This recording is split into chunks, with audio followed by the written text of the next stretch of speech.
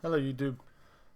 So today I found a cool little tip earlier. You can pretty much use one of these multiband compressors as an equalizer, and it also kind of changes up the texture of the sound while also like messing with the output of certain frequency ranges.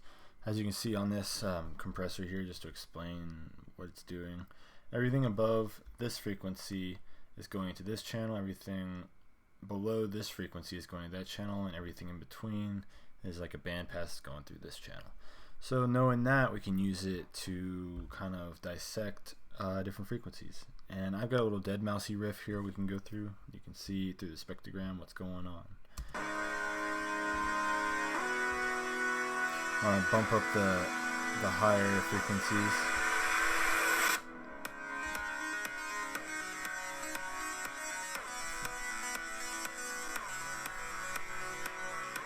Just messing with that, and I always find that the RMS for some reason kind of works a little better for some, I'm not sure why, and softening, but it's really up to you. So if we were to go through and mess with maybe the low, or get a little more creative.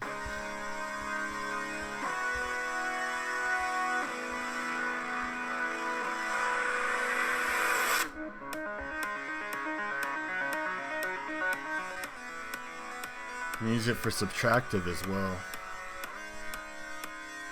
It's kind of cool. Kinda cool.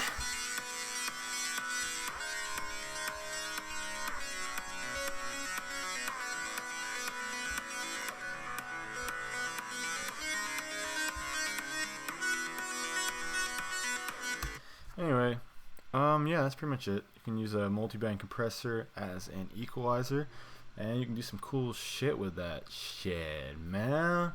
Have a good one, man. See you later, dude.